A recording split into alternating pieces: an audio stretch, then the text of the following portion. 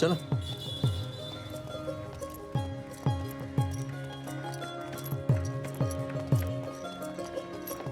মা, থাক বাবা থাক।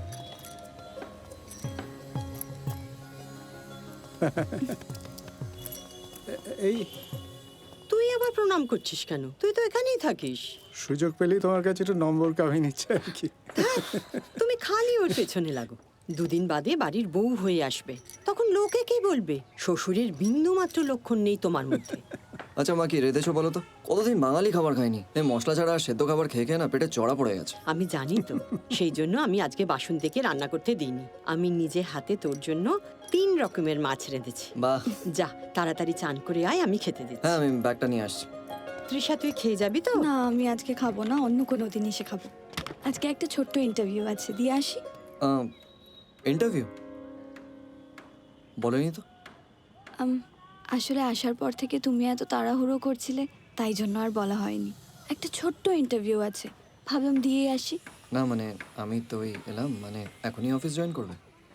দাঁড়াও, আগে চাকরিটা পাই, আসছি। না, টাটা টাটা। সাবধানে যাস। হ্যাঁ, বিকেলে আসিস তৃষা। তুই তাড়াতাড়ি আয়, আমি ভেতরে হ্যাঁ, যাচ্ছি।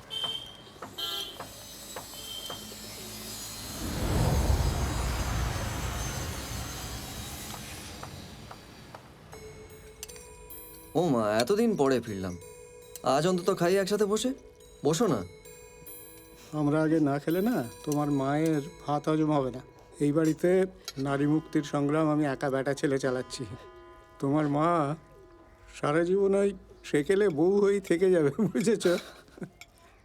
নিজের হাতে সংসারের যত্ন করাটাতে যে কি তৃপ্তি আছে, সেটা তোমরা কোনোদিন বুঝবে না। আরে হ্যাঁ, কিন্তু আমাদের সাথে একসাথে বসে খেলে তো আমাদেরও ভালো লাগে, বলো? হুম। ও তৃষা করবে খন বিয়ের পর। হ্যাঁ রে বাবু, এবার বিয়েটা করবি তো? আরে মা, আগে একটা কাজ শুরু করি। মানে এই তো একটা কোর্স করে দেশে ফিরে এলাম। হ্যাঁ হ্যাঁ, কদিন আরাম করুক না, তারপরে একটা চাকরি খুঁজবে এখন। না বাবা, আমি চাকরি করব না, আমি বিজনেস করব। বাবা, বিজনেস তো অনেক টাকা পয়সা লাগবে তো। আরে না না, তুমি চিন্তা করো না, আমি দেখছি। তো কিসের বিজনেস করবি? কম্পিউটার? না বাবা, অ্যাপ বানাবো। বেশি লোক লাগবে না, বাস 3-4টে টেকনিক্যাল লোক আর একটা মার্কেটিং হলেই হয়ে যাবে। হুম। কি বানাবি? মা, ওই অ্যাপ ওই মোবাইলে হয় না, ওই ফেসবুক, ইনস্টাগ্রাম, ওরম। ওই ওইটুকু একটা জিনিস বানাবি, তাতে টাকা আসবে? তোকে বিদেশে পাঠানোর জন্য কিন্তু তোর বাবা সব সেভিংস ভেঙে ফেলেছে। যে জিনিসটা বোঝে না নাক গলাও কেন? করুক না, যেটা শিখে এসেছে সেটা কাজে লাগাক। এইবার বুঝেছি, ওই জন্য তৃষা বোধহয় চাকরি খুঁজছে। এই রিশু, হ্যাঁ বাবা। তোমার টুটুলকে মনে আছে? রাঙা পিসিমার ছেলে। হ্যাঁ, আমরা ছোটবেলা একসাথে খেলতাম তো। ওর নাকি ওই ফোন ঘেটে ঘেটে মাথায় গন্ডগোল হয়ে গেছে, জানো? হ্যাঁ। হ্যাঁ রে, ফোনে কি টিউবে কি সব ভিডিও বানাতো, আর সেই থেকে তো প্রচুর টাকা রোজগার করতো। কারুর সঙ্গে কথা বলতো না, কোথাও বেরোতো না, সারাক্ষণ ঘরের মধ্যে একা একা কথা বলতো। নিজের সাথে কথা বলে বলে মাথাটা তো একদম গেল। আর এখন তো এটা একটা সমস্যা। মানুষ আর মানুষের সাথে দেখা করে না, শুধু ফোনেই দেখা করে। দেখ, আমি ওসব কিছু বাবা বুঝি না। তোর আবার ওরম কিছু হবে না তো? আরে মা, তুমি চিন্তা করো না, আমি ওরম কিছু করছি না। দেখিস বাবা। দেখছি, দাও আমাকে শুক্তো দাও।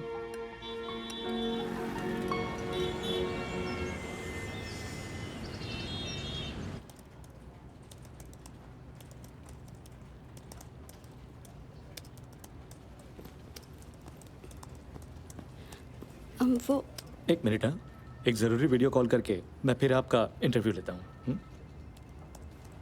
Okay, no problem. Hi Riya. बोलिए।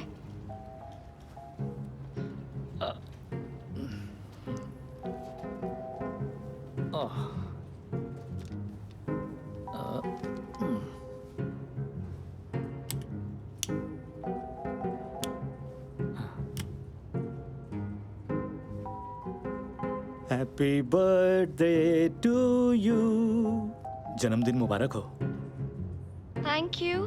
कौन सा केक लिए मेरे लिए? बटर स्कॉच, आपका फेवरेट। अच्छा किया, चॉकलेट केक से तो मुझे एलर्जी है, याद है ना?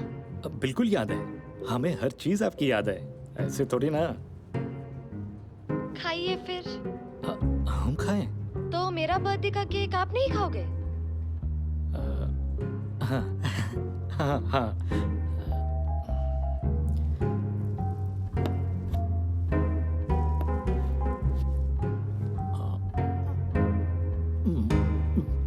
लिए, खा लिए। अब बोलिए और क्या करें? गिफ्ट चाहिए। गिफ्ट? गिफ्ट फोन पे कैसे दें? वो तो आपका प्रॉब्लम है ना। अच्छा, वो मॉरिशस की बात हुई थी, याद है आपको? कौन सी बात? मुझे तो ऐसा कुछ याद ही नहीं है। आपने बोला था ना हम चलेंगे आपके साथ एक बार। बोला होगा तो। वही कर लेते हैं ना, बर्थडे का गिफ्ट। ये बात ना आप भूल ही जाइए। पहले अमेज़न से मेरे लिए गिफ्ट भेजिए, तब देख लेंगे Mauritius.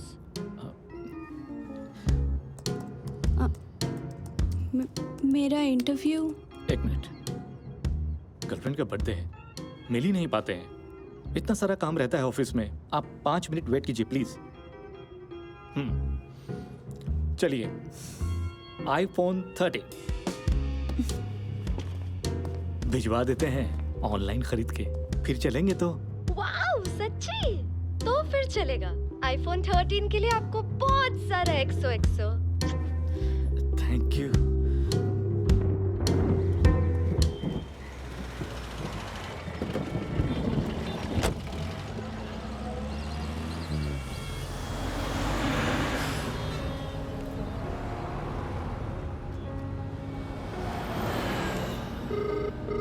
The number you have dialed is presently busy. Please stay on the line.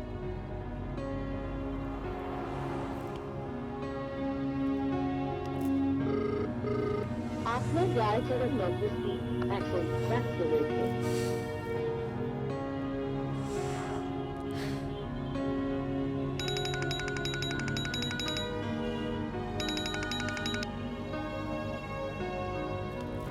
Hello.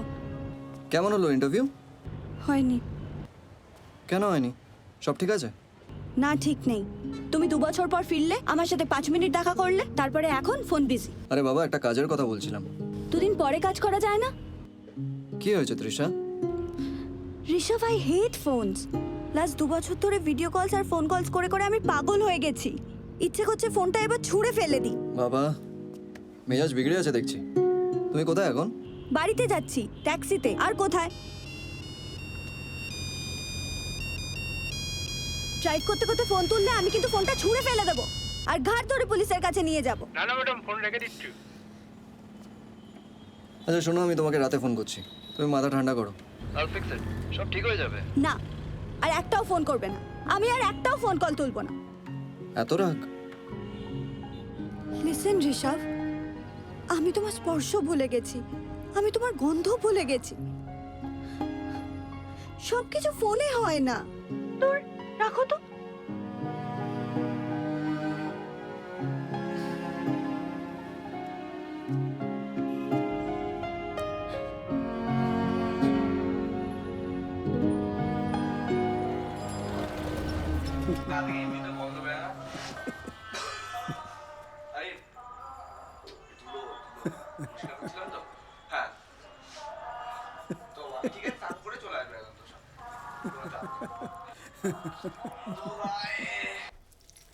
ঠিক আছে, এটা রাখলাম।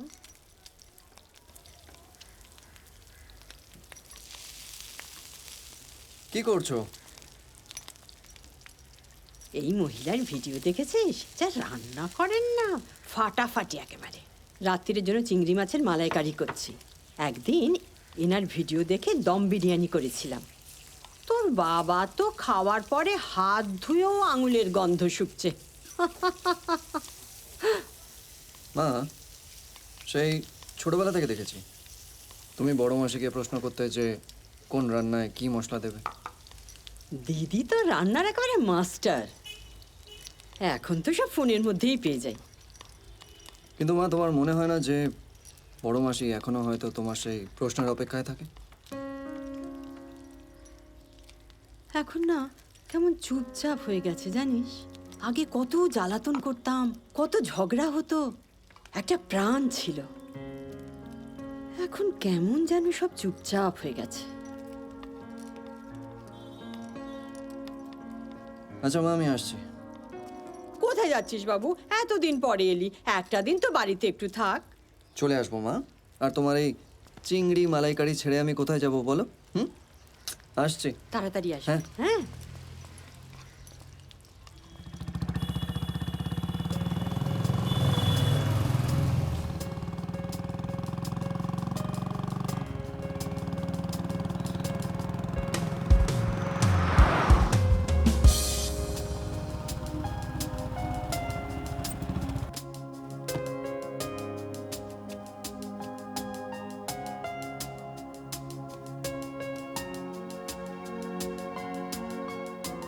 আর একটাও ফোন করবে না, আমি আর একটাও ফোন কল তুলবো না।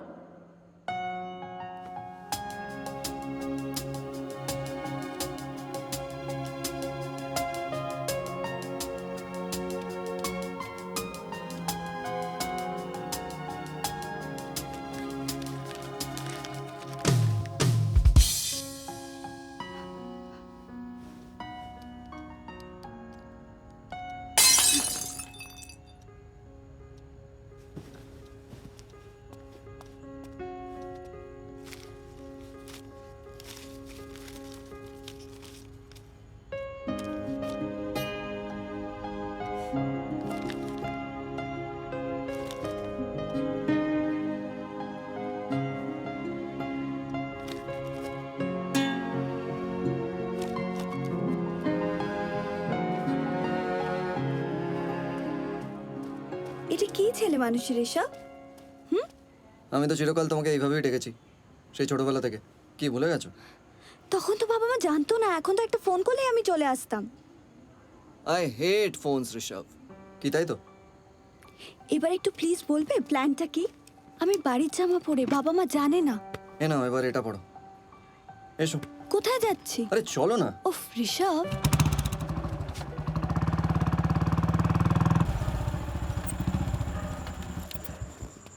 কি রে, কোথায় গেছিলি তোরা?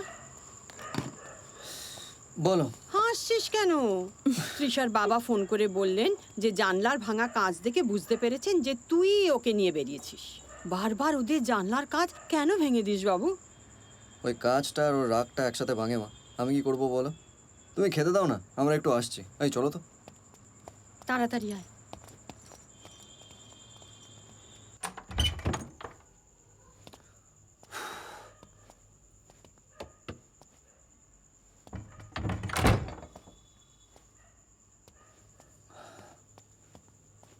ঋষভ, আমরা এখানে? তুমি কি পাগল হয়ে গেছো? কাকিমা চুপ করে আমার কথাটা মন দিয়ে শোনো। যেটা আমি বলছি, it's very very important for both of us and our future. ওকে?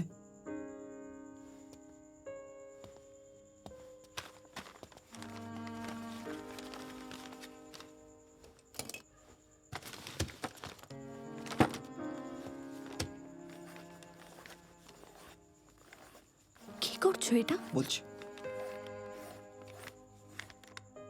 এগুলো হচ্ছে আমরা। আমি, তুমি, বাবা, মা, কাকু কাকিমা, শাহরুখ খান, বিরাট কোহলি। আগে যখন আমাদের কাছে স্মার্টফোন ছিল না, তখন আমাদের একে অপরের সাথে দেখা করতে হতো। মানুষ জানো তো একা থাকতে পারে না, তাই আরেকজনের সাথে দেখা করতে হলে আগে বাসে, ট্রেনে, ট্রামে, যেভাবে সম্ভব চলে যেত। প্রাণবন্ত ছিল সব ব্যাপারটা। কিন্তু এখন যখনই কারোর সাথে কারোর কথা বলতে ইচ্ছা করে, জাস্ট একটা ফোন কল করলেই হয়ে যায়। তুমি দেখবে মানুষ ফোনটা সবসময় নিজের কাছে রাখে। কাউকে দেখতে ইচ্ছা করলো, ভিডিও কল করে নিল। পৃথিবীর অন্য প্রান্তেও যদি কেউ থাকে, যখন ইচ্ছা তার সাথে দেখা করা যায়। কিন্তু এই দেখাতে মানুষের স্পর্শের উষ্ণতা নেই, প্রাণ নেই। তাই আজকে কিন্তু আমরা সবাই এক একটা আইল্যান্ড হয়ে গেছি। মানে আমরা সবাই একা, আর যত কানেক্টেড হচ্ছি ততই একাকিত্ব বাড়ছে। আর সেই জন্যই একদিন আমি তোমার ফোনটা আর আমার ফোনটা নিয়ে ছুঁড়ে ফেলে দেবো। না, আমরা এই ফোনটাকেই ব্যবহার করে আমাদের সমস্যার সমাধান করব। কিভাবে? আমি একটা অ্যাপ বানাবো, যে অ্যাপের থ্রু দিয়ে বন্ধু পাওয়া যাবে। একটা একা মানুষ আরেকটা একা মানুষের সাথে দেখা করতে পারবে, ওদের গল্প শুরু হবে। Dating app? না, শেয়ারিং অ্যাপ। জীবনের গল্পটা শেয়ার করতে পারবে, মুহূর্তগুলো শেয়ার করতে পারবে। কোনো জাত পাত, জাতি, ধর্ম, লিঙ্গ, রাশি কিছু ম্যাটার করবে না। জাস্ট সার্চ ইঞ্জিনে যাবে আর ডিটেলস দেবে যে কখন একটা বন্ধুর দরকার, আর পেয়ে যাবে। আর সেটা যদি কেউ মিসইউজ করে? রিপোর্ট করা যাবে। ওখানে একটা বাটন দেওয়া থাকবে যেখান থেকে স্ট্রেট পুলিশের কাছে ফোন চলে যাবে। আর ইনিশিয়ালি সবকটা সাবস্ক্রাইবার্সের ডিটেলসও রাখবো আমরা ফর ভেরিফিকেশন। যেরকম তোমার ওই ট্যাক্সি অ্যাপগুলোতে করে না, সেরকম। মানুষ আর একা ফিল করবে না। It's brilliant. নাম কি ভাবলে? চীনে বাদাম। চীনে বাদাম? হ্যাঁ, মানে পার্কে বন্ধুদের সাথে আড্ডা মারতে গিয়ে এক ঠোঙায় হাত ঠুকিয়ে আমরা আগে চীনে বাদাম খেতাম না। সো নো মোর একাকিত্ব। জাস্ট অ্যাপটা ডাউনলোড করো and share your moment with a friend. কিন্তু এইসব তুমি একা কি করে করবে? তোমায় কে বললো আমি এসব একা করবো? আমি খুব তাড়াতাড়ি ইন্টারভিউ নেওয়া শুরু করবো। আর আমি ভাবলাম তুমি আমাকে এখানে প্রেম করার জন্য ডেকেছো। সেটা যদিও তুমি খুব একটা ভুল ভাবনি।